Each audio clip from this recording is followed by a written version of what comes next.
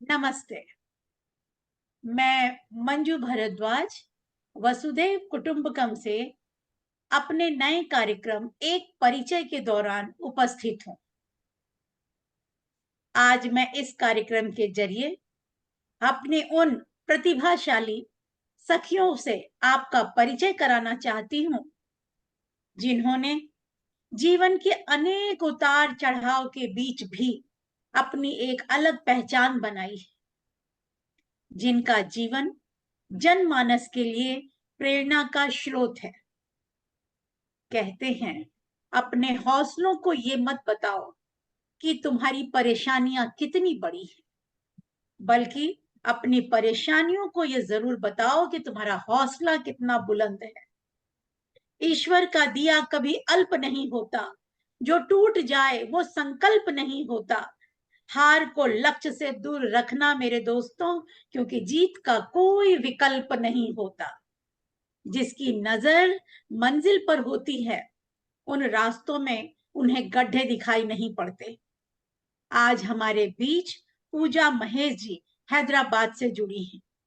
बेहद सरल, सहज, स्नेहमयी व्यक्तित्व है उनका, पर इनकी कर्मठता आपके लिए प्रेरणा का स्रोत है।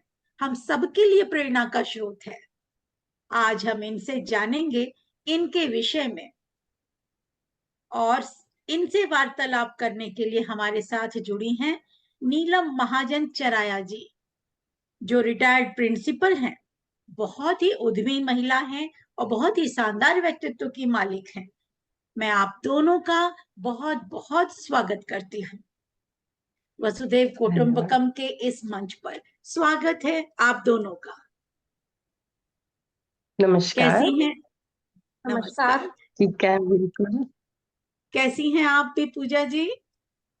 मैं बहुत अच्छी हूँ। आपको देखकर सुनकर और भी अच्छी हो रही हूँ और अपने को ऊर्जावान महसूस कर रही हूँ और भी अधिक। बहुत बहुत धन्यवाद, बहुत बहुत धन्यवाद। और नीलम जी, आप कैसे हो?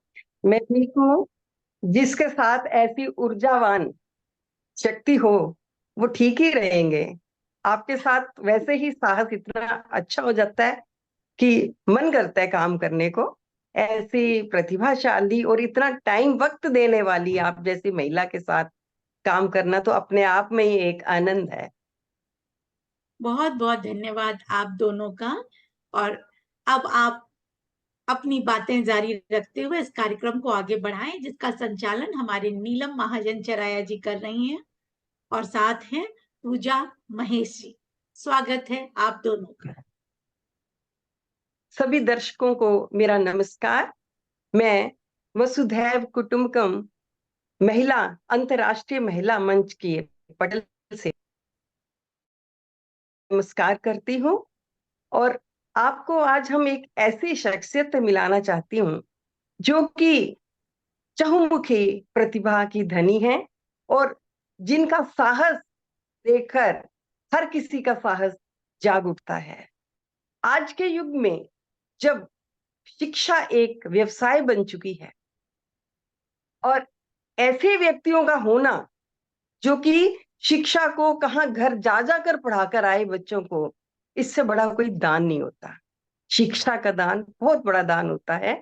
और कहते हैं कि संत महात्मा पूजनीय होते हैं।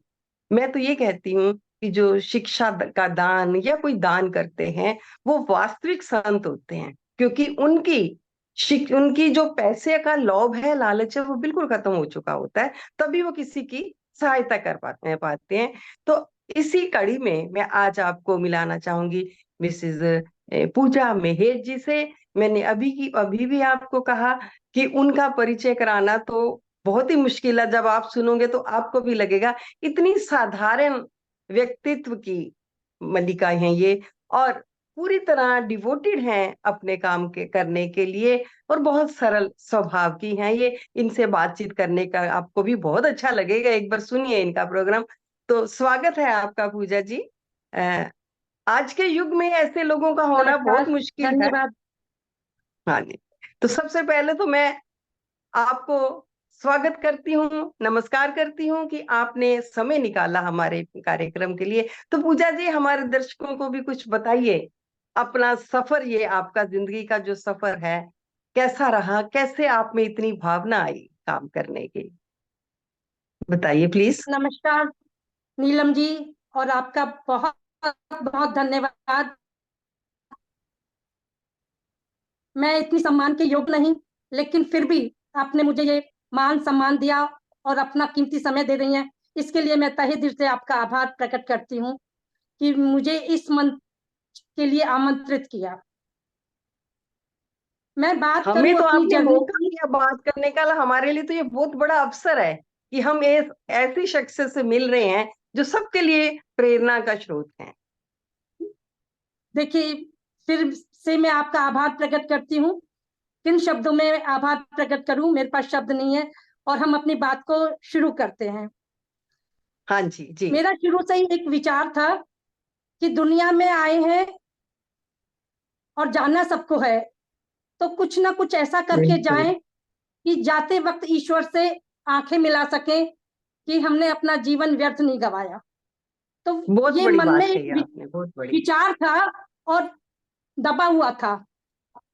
मैं याद आता है मुझे वो समय, आज से 20 साल पहले, कि मैं सुबह मॉर्निंग वॉक के लिए जाया करती थी, तो वहां छोटे छोटे बच्चों को कूड़ा बीनते हुए, कचरा बीनते हुए देखती थी। तो मन जी, में ये नीलम जी कूड़ा बड़ी बीनने वाले होती हर थी। शहर में मिलते हैं आपको, हर जी जी शहर जी में मिलते हैं बेचारे, सुबह सुबह उठ के जी इसमें से जी जी बीनते हैं। जी। तो उनको देख के बड़ी पीड़ा होती थी, कसक उठती थी। इन बच्चों का, हमारे देश का भविष्य क्या है? क्या ये इनकी जिंदगी ऐसे ही चलेगी? तो हम लोग कुछ नहीं कर पाएंगे इनके लिए। तो मैं उन बच्चों को रोकती थी और पूछती थी, बच्चों तुम पढ़ोगे? वो कहते हाँ। मैं उनको कहती थी मेरे घर पे आना, मैं अपना घर भी दिखाती थी, लेकिन वो आई कभी भी नहीं। फिर मन में से कहीं विचार आया कि ये लोग नहीं आएंगे, क्योंकि ये अपने माँ बाप को रोजी रोटी कमा के देते हैं। शांत बिल्कुल। होकर बैठ गई, लेकिन मन में कुछ कसक थी, वो मुझे बैठने नहीं दे रही थी। तो मैंने कहा जी। घर से ही काम शुरू करती हूँ। मैंने अपनी मेड को कहा, तुम अपने मोहल्ले के बच्चों को बुला के लाना। तो वो 4-5 बच्चों को बुला के ले आई, और मैंने उनके आने से 200 रुपए का, मुझे याद है आज भी वो फिगर, कॉपी पेंसिल और चॉकलेट वगैरह ला के रखी, ताकि उनको लालच दे सकूं। तो बिल्कुल। बच्चे आ गए, उनको मैंने सब कुछ दिया। तो वो मैंने पढ़ाई अपनी घर में छत पर शुरू कर दी। 1 हफ्ते के अंदर मेरे पास 20 बच्चे हो गए नीलम जी। एक हफ्ते में? बहुत बड़ी जी जी उपलब्धि जी। है ये। मेरे सपनों को तो ऐसा लगा जैसे पंख मिल गए, और मैं हवा में उड़ने लगी बिल्कुल। कि मेरी तो चाहत पूरी हो गई। और 1 महीने के अंदर मेरे पास करीबन 30-35 बच्चे हो गए। देखो कितना पुण्य का काम है ये, बहुत बड़ा पुण्य का काम है ये। ईश्वर को ये मंजूर था ना, वो करवाना चाह रहा था मेरे से, और मैं पढ़ाने लगी। बिल्कुल। नीलम जी, 3 महीने में मेरे पास इतने बच्चे हो गए कि मेरे घर की छत कम पड़ने लगी, और हम्म। मुझे जगह लेनी पड़ी किराए पर।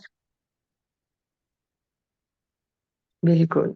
जब किराए पर जगह ली, तो मैंने इसका विधिवत इनोग्रेशन किया और नाम दिया इसको अक्षरा, क्योंकि अक्षर ज्ञान कराना था।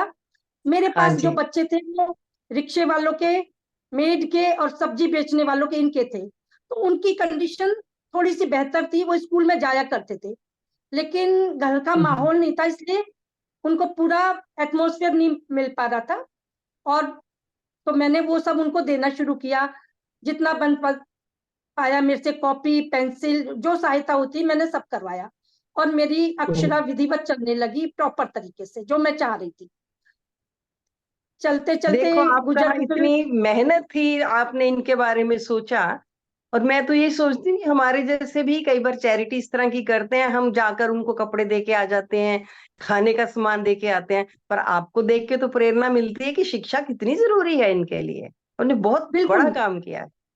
और जब वो बच्चे अपनी क्लास में फर्स्ट आने लगे, अच्छा उनको भी मेहनत करने लगे, ऊंचे उठने लगे, तो मन में और मतलब मेरे उत्साह पैदा हुआ कि इनको हम इनके लिए कुछ और ज्यादा भी कर सकते हैं। कई क्लबों वाले लोग आने लगे, कोई कुछ दे रहा है, कोई कॉपी दे रहा है, कोई कपड़े दे रहा है, कोई उनको ड्रेसेस दे रहा है। तो इस तरह अक्षरा मेरी पूरी प्रॉपर तरीके से चलने लगी। करते करते ये जी 2002 की बात है नीलम जी, 2014 हो गए, 12 साल हो गए। फिर मैंने अपनी अक्षरा को रजिस्टर्ड कराया, क्यों ना सोचा कि इसको रजिस्टर्ड कराया, एनजीओ बनाया और नाम दिया अक्षरा एजुकेशन वेलफेयर सोसाइटी। बहुत सुंदर नाम। और उसके बाद कुछ जिंदगी में एक तरह से कहना चाहिए स्पीड ब्रेकर आया, या कहिए ठहराव आया, ठहराव भी नहीं कह सकते, एक मोड़ आया। और मैं एक बीमारी से, छोटी सी बीमारी से ग्रस्त हो गई। मतलब लोग कहते हैं बड़ी है, पर मेरे लिए बड़ी नहीं थी, क्योंकि मैं उससे इतने सेफ तरीके से निकली, कैसे आग के गोले में से कोई साफ बच के निकल जाता है। तो आप जब बताएंगी मैं ठीक ऐसी हो गई कौन पूरी, सी, जी आप बताएंगी ऐसी कौन सी बीमारी थी जिसने आपको हाँ, मैं इतने जोश आराम से के बता साथ सकती हूँ, निकाला? बिल्कुल बिल्कुल, मुझे कोई वो नहीं है। मैं तो सबको हम्म, बताती हूँ कि डरो नहीं। मुझे ब्रेस्ट कैंसर हुआ था, लेकिन मैंने बहुत अच्छे से वो किया। और आपको ये बता रही हूँ भगवान ही बीच में जब प्रेरणा भी देते हैं, अगर हिम्मत हो तो भगवान भी प्रेरणा देते हैं ऐसे। बिल्कुल बिल्कुल, बिल्कुल। जब मैं ऑपरेशन टेबल पर थी नीलम जी, तो मुझे एक ही चिंता थी कि मेरी अक्षरा का क्या होगा। मैंने डॉक्टर से भी किया, डॉक्टर हम्म, साहब किसी के जाने से दुनिया रुकती नहीं है, पर मेरी अक्षरा जरूर बंद हो जाएगी, ये तय है, क्योंकि उस समय संभालने वाला कोई भी नहीं था। तो डॉक्टर साहब के ये शब्द थे नीलम हम्म। जी कि आप पूजा जी हमसे लिखवा के रख लीजिए कि आपकी अक्षरा को कुछ नहीं होगा, क्योंकि 40 बच्चों का भविष्य आपकी अक्षरा से जुड़ा हुआ है। बहुत बड़ा और हौसला है ये भी। तो मैं बिल्कुल ठीक होकर वापस आई, और मेरे दिमाग में किसी जहन में वो झुग्गी झोपड़ी वाले, कूड़ा बीनने वाले बच्चे बसे हुए थे। फिर मैंने सोचा भगवान ने मुझे ठीक करा है, तो जरूर इसके पीछे कोई मकसद है, मुझे पूरा करना है। फिर मैंने अपना दूसरा इसीलिए तो पड़ाव ये शुरू कहते किया। हैं कि विद्या जैसा दान कोई दान नहीं होता, ये जी महादान बिल्कुल कहलाता है। और ऐसा नहीं है कि अधिक धन होने से ही कोई दान कर सकता है, मन चाहिए दान करने के लिए भी। बिल्कुल, मन धन तो चाहिए अपने आप होता है मिल इंसान जाता है, को। और धन सबसे तो बड़ा अपने आप मिलता इन है, बच्चों से प्यार देने वालों करना की बहुत कमी नहीं बड़ा है। कर्म है। जी जी हाँ बिल्कुल बिल्कुल। मैं तो ये कहती हूँ कि प्रेम से बड़ा कोई धर्म नहीं, पर दान से बड़ा कोई कर्म नहीं। आपने धर्म कर्म दोनों ही किए, और भगवान ने आपको बड़ी आसानी से ऊपर उठाया, अपने हाथों से स्वस्थ किया। बहुत बड़ी बात है ये। उसके आगे बाद मैंने बताइए। अपनी दूसरी यात्रा शुरू की, झुग्गी झोपड़ी में जी। जाकर बच्चों को तैयार करने के लिए, क्योंकि मुझे पता थी वो बच्चे नहीं आएंगे, मुझे उनके पास जाना पड़ेगा। तो हमने 2-3 हम्म, लोगों का टीम बनाया और बस्ती में झुग्गी झोपड़ी में जा पहुंचे। वो हम्म। बच्चे थे कि जिनको ब्रश भी नहीं करते थे, हफ्ते हफ्ते नहाते नहीं थे। उनके उनको पेरेंट्स को माहौल नहीं हमने मिलता, बेचारे क्या करें, माहौल नहीं क्या मिलता उन करें, उन्हें बच्चों पता को। ही नहीं था। वो तो सुबह झोला पता ही नहीं लेके होता निकल है। जाते थे कूड़ा बीनने। तो उनके हम्म। पेरेंट्स को हमने मेंटली तैयार किया, जागरूक किया कि आपकी जिंदगी, आपके बच्चों की जिंदगी क्या ऐसे ही चलेगी। जब वो तैयार हो गए मानसिक रूप से, तो उनके बच्चों को हमने गवर्नमेंट के स्कूल में एडमिशन करवाया, प्रिंसिपल के पास जाके मिले। और आप देखिए नीलम जी, प्रिंसिपल भी हमारे साथ जुड़ गई कि हम पूजा जी आपके साथ हैं। और बिल्कुल, कारवां बढ़ता ही जाता है अगर बिल्कुल हिम्मत हो तो। बिल्कुल, और हमारी हिम्मत बढ़ती गई और कारवां भी बढ़ता गया। उसके बाद नीलम जी हमने 1 साल उन बस्ती में पढ़ाया, और मैं एक ही दिन लेती थी, 5 दिन अपनी दूसरी अक्षरा को और एक दिन उन बस्ती में जाकर। लेकिन एक हमें लगा कि एक दिन सफिशिएंट नहीं है, एक दिन में तो मुझे ठीक से हम्म, नाम भी याद नहीं होते थे, बच्चे भी सब भूल जाते थे। हम्म। तो सोचा क्या करूं, फिर मैंने 2 दिन लिए, बीच में एक दिन जाती थी वेडनेसडे को और एक सैटरडे को। लेकिन मुझे लगा अभी भी पूरे नहीं है, मतलब मैं जितना चाह रही हूँ वो नहीं करवा पा रही। ये करते करते नीलम जी लॉकडाउन आ गया, और इधर की अक्षरा अच्छा। और उधर की अक्षरा दोनों ही बंद हो गए। हाँ। जब साल बाद मैंने दोबारा शुरू किया, तो मैंने दोनों अक्षरों को एक साथ जोड़ा और एक साथ पढ़ाना शुरू किया। और इसके लिए जगह दी मुझे रेलवे वालों ने, क्योंकि मैं तो सड़क पे पढ़ाती थी बस्ती वाले बच्चों को। यहाँ के लिए तो जगह थी, उन बच्चों को मैं बस्ती के बाहर सड़क पर ही पढ़ाती थी। तो तब मुझे रेलवे वालों ने अपनी बहुत बड़ी जगह दी, जहाँ 500 बच्चे आ सकते हैं, टीन शेड डली हुई थी। तो इसके लिए तो मैं, भगवान ने शायद रेलवे वालों को मेरे पास भेजा था कि जाओ और तुम इस तरह से सहायता करो। कहते हैं कि भगवान खुद नहीं आता, किसी ना किसी रूप में किसी और को भेजता बिल्कुल, है। बिल्कुल ठीक बात है आपकी ये। भगवान किसी को भेजते ही हैं आपकी सहायता के लिए। आप में इतना हिम्मत होनी चाहिए, प्रयास होना चाहिए, उसमें कोई कमी ना हो तो कार्य सिद्ध होते ही हैं। आगे जी। बताइए। और और इस तरह करते करते 2000 मेरे बहुत अच्छे से चल गया।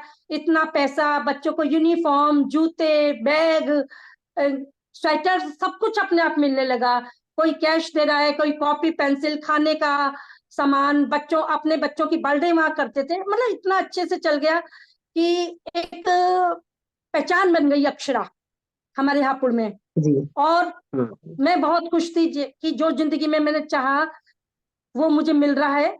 मैं ईश्वर की शुक्रगुजार थी कि 2023 में मुझे कुछ परिस्थितियां ऐसी बनी कि मुझे, नीलम जी, हैदराबाद शिफ्ट होना पड़ा। तो जी। लगा कि मेरा सब कुछ बिखर गया और मेरी अक्षरा का कारवां यहीं रुक जाएगा, शायद नहीं चल पाएगा। मेरी मजबूरी हैदराबाद जाने की थी। लेकिन ईश्वर तो कहता ना, वो मैं हूं ना, उसने प्रूव साथ। कर दिया बिल्कुल। कि तुम घबराओ मत, मैं तुम्हारे साथ हूं, अपना हौसला बुलंद रखो। मेरी अक्षरा भी यहाँ सबने संभाली। सबने कहा आप घबराओ मत, चिंता ना करो, आपकी अक्षरा सुरक्षित है, हम चलाएंगे। और हैदराबाद में मुझे एक और अक्षरा मिली, जिसमें नीलम जी मेरे पास इस समय 600 बच्चे हैं तैयार, जिसकी मैंने कल्पना भी नहीं की थी कि इतना बिल्कुल, बड़ा। देखो आपका साहस, और भगवान ने आपको हिम्मत दी, रास्ते दिखाए। कोई रास्ता दिखाने वाला मिल जाए तो मंजिल दूर नहीं होती। बिल्कुल बिल्कुल। तो हम्म। मैं तो सोच भी नहीं सकती थी। एक वक्त तो ऐसा हुआ कि मैं निराश भी हो गई थी, हताश भी हो गई थी कि हैदराबाद में तो शायद मैं कुछ नहीं कर पाऊंगी।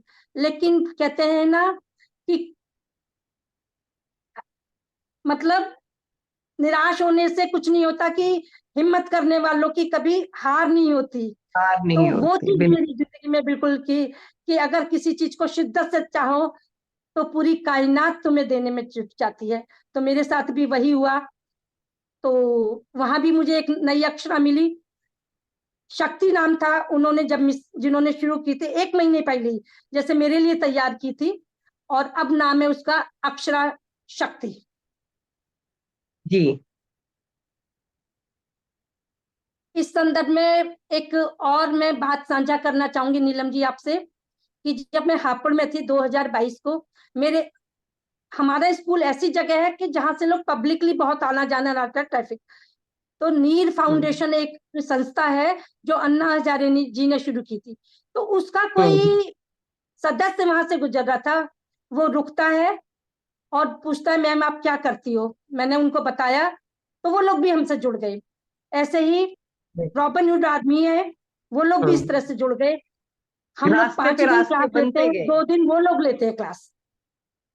जी। और जब नीर फाउंडेशन को पता चला, आप विश्वास नहीं करेंगे नीलम जी, मैं आपको फोटो शेयर करूंगी कभी, कि 13 स्टेट से, ऑल इंडिया में है, 64 लोग मेरे बच्चों से मिलने आए। उन्हें पता थी कि बच्चे तो नहीं आ सकते हमारे पास, लेकिन हम तो बच्चों के पास जा सकते हैं। तो 13 स्टेट से हम्म। 64 लोग मेरे बच्चों से मिलने आए, मेरी अक्षरा से मिलने आए। तो ये मेरे लिए वो खुशी का पल था और मेरे बच्चों का सौभाग्य था कहते कि हैं उनको कर्मों इतना का बड़ा फल प्लेटफॉर्म। जो होता है ना, कहते हैं कर्मों का फल अगले जन्म में होता है। आपने तो अपने कर्मों का फल इसी जन्म में पा लिया। आपकी, शायद। मैं तो आपको बहुत महान व्यक्तित्व समझती हूँ कि परेशानियों के बाद भी आपने अपनी अक्षरा को गोद लिए रखा, जैसे माँ एक बच्चे को रखती है, परेशान होती है उसके बिना।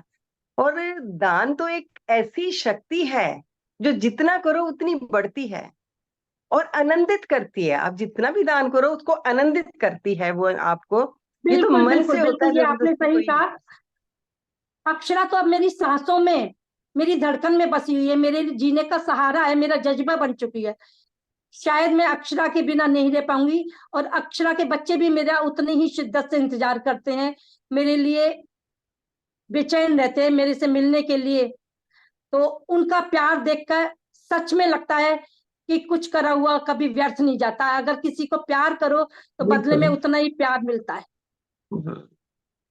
तो आपके विचार जानकर जो लोग भी इसको देख रहे हैं या सुनेंगे बाद में भी, मुझे लगता है कि वो जरूर इससे प्रभावित होंगे। कहीं ना कहीं इच्छा जागृत होती है इंसान की। और देखो, ये दान दक्षिणा के बारे में तो हमारे ग्रंथ शुरू से ही कहते हैं। हमारी गीता में देख लो, रामायण में देख लो, दोहे देख लो, कविताएं देख लो, दान की महिमा हर जगह आपको मिलती है। और जी जी आपने जी।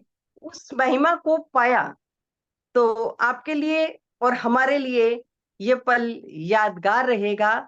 आप और कुछ कहना चाहेंगी?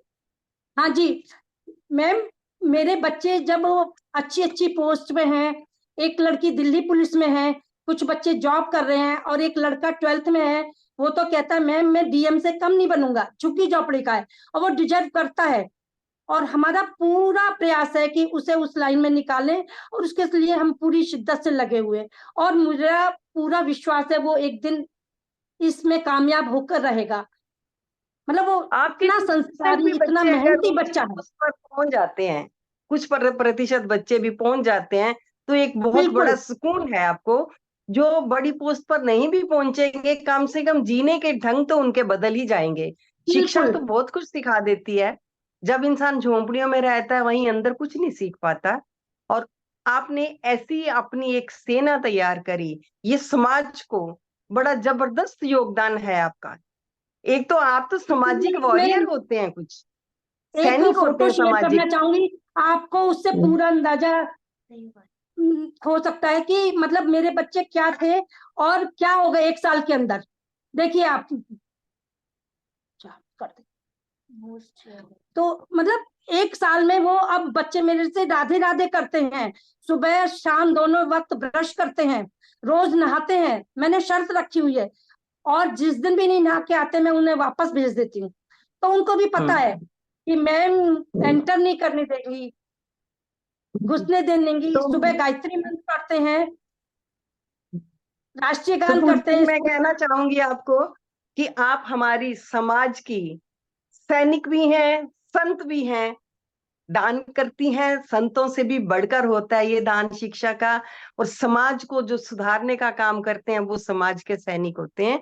और मैं आपको बताना चाहूंगी दोबारा से कि हमारी ये संस्था, ये हमारा जो मंच है, वासुधैव कुटुंबकम, ये सदा प्रयास करता रहता है कि कुछ ऐसी एक हस्तियों को हम सामने लेके आए। और आज आप इस पटल पर आए, जो कि हमारा पटल का, आपने हमारे पटल का मान बढ़ाया। और हम चाहेंगे इस पटल पर और भी ऐसी हस्तियों को हम लेके आए, क्योंकि ये हमारा पटल सारी तरफ से काम करता है। मंजू जी, मुझे नहीं लगता कि इसकी संस्थापक मंजू जी कभी आराम से बैठती होंगी।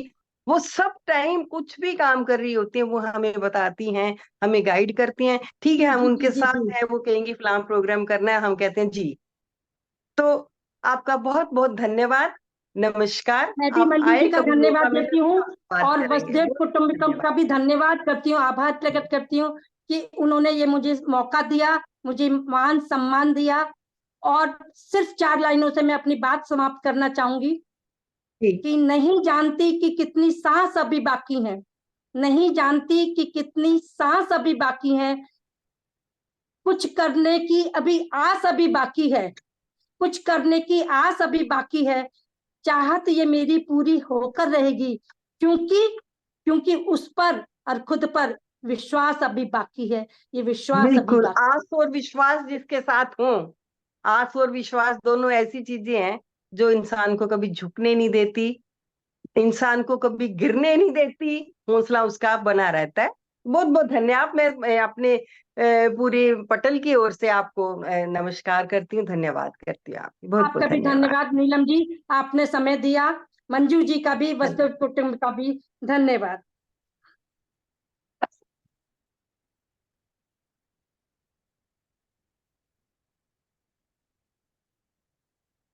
हो गया।